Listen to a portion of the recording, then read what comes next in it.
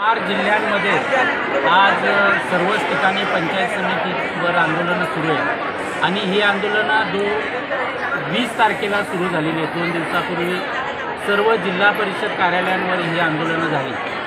मूळ मुद्दा असा आहे की स्वातंत्र्याच्या 75 नंतर आणि संविधानालाही आता 75 वर्ष पूर्ण होत आहेत, परंतु अजूनपर्यंत जे मूलभूत अधिकार लोकांना मिळायला पाहिजे ते अजूनपर्यंत मिळालेले नाही। संविधानाने आम्हाला अधिकार दिला, परंतु त्या अधिकाराची अंमलबजावणी करण्याकरता जे काही सेवक नेमले ते आमचे मालक झाले आणि त्यामुळं हे मालक आमच्या अजूनपर्यंत कुठलंही काम करायला तयार नाही। जे काही मूलभूत अधिकार आहेत आणि जे काही जगण्याचे अधिकार आहेत, मग तो अन्नाचा अधिकार असेल, पाण्याचा अधिकार असेल, गावठाणाचा अधिकार असेल, वनपट्ट्याचा अधिकार असेल, हे सर्व अधिकार हे आत्तापर्यंत मिळाले नाही। ही स्वातंत्र्याची आणि संविधानाला 75 वर्ष पूर्ण होत आहे, ते औचित्य साधून हा मूलभूत अधिकार मिळवून घेण्याच्या करता हा लढा सतत चालू राहणार आहे। सध्या जल जीवन मिशन संदर्भात नरेंद्र मोदींनी जे काय हे केलं होतं, मिशन राबवलं होतं, पालघर जिल्ह्यात फारच मोठा भ्रष्टाचार उघड झाला आहे। म्हणजे त्या ह्या योजनाच सगळ्या बाळगळलेल्या आहेत, काय सांगा?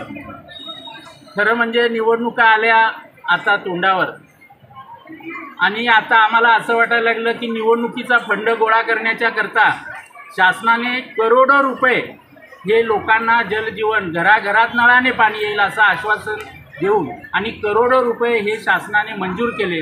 दुर्दैवाने ही योजना टक्केवारीत अडकली।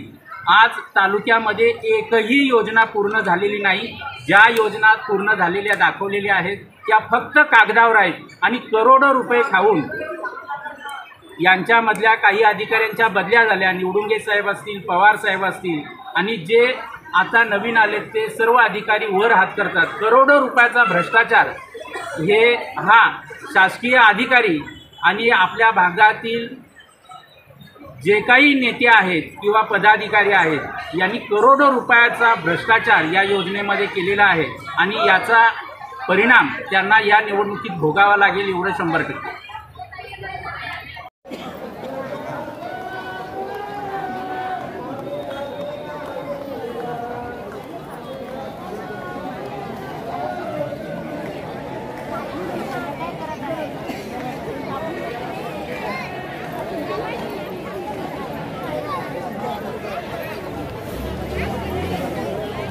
आलेला आहे। नेमक्या आपल्या मागण्या काय आहेत आणि आपली काय भूमिका असेल?